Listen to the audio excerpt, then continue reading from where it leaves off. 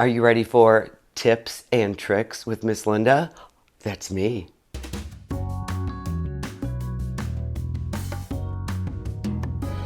More tips and tricks. I love this one for you because it's going to take your artwork and put it actually where it deserves to be. It deserves to be in a frame or matted or mounted. It changes the entire piece when you see it. These are some mats that you can actually buy, pre-made mats. These are very thin, but they're very affordable, and they're really good for your beginning work. When you take these and put it over a piece of artwork, say this is something that you did, and when you frame it, now this is not big enough, when you isolate or you pick a spot that you want to frame, it changes the whole look. It looks like butterfly wings or a flower. It would be the other way, growing up. I'm going to show you how to use this one in a different way as well.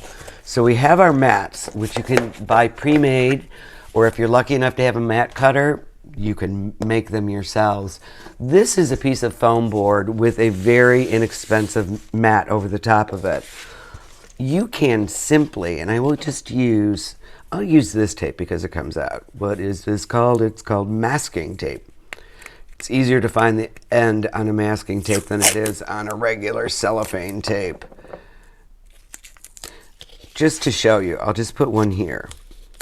This is good also because you can pick it up and move it if you're not satisfied. You can simply take this, just like that, leave the bumps in the uneven paper.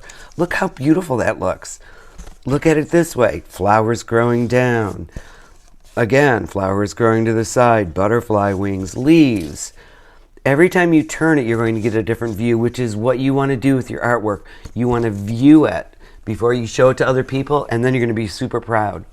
This right here is actually the piece that was cut out for the mat, the original big mat.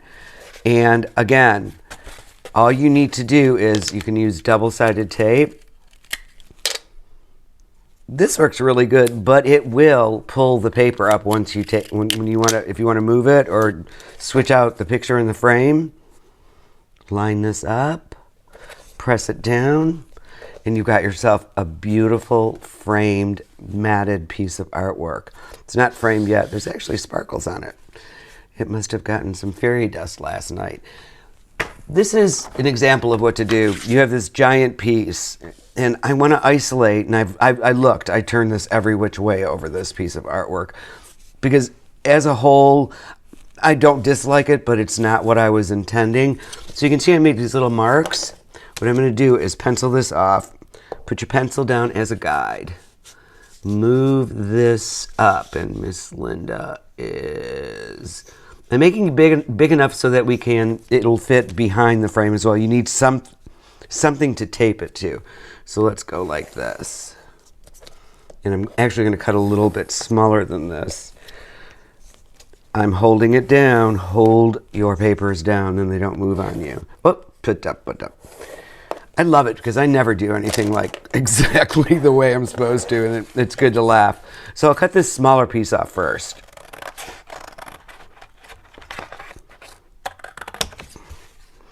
Does not look like a square to me. I think I missed my pencil. Before I cut, double check. They teach you this when you're building things too. Measure twice, cut once. Yes, see, I did, I missed. Maybe I should just slow down a little bit. There we go. Miss Linda's gonna slow it down. I'm in no rush to go anywhere, are you? I'm happy right where I'm at.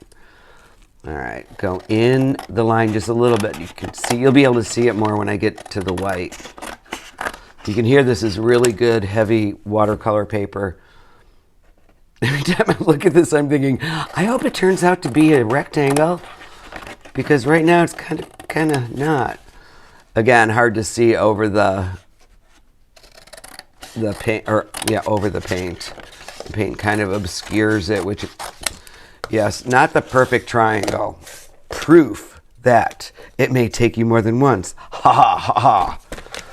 Then I look at this and it's like, this is what I was talking about. We need to have some space. So I'm not going to look at the front. I'm just going to trim it enough so I don't lose the pictures. Just a little bit on this side. You don't need much. And then you get your masking tape out again. Double check the front. Yes. Can always adjust it too. All right, we're going to go with that. Flip it. I'm moving it up because now you can measure if you are that type, but Miss Linda is not. Cut the square ends though. It will keep it from hanging over the edge. See how dexterous my hands are. Sometimes. I think hands can talk as well as our mouths.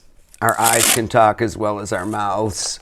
So remember, always smile with your eyes. I'm just going to do 2 sides. You understand that you're going to be doing 4 sides. I might have gone over a little bit there.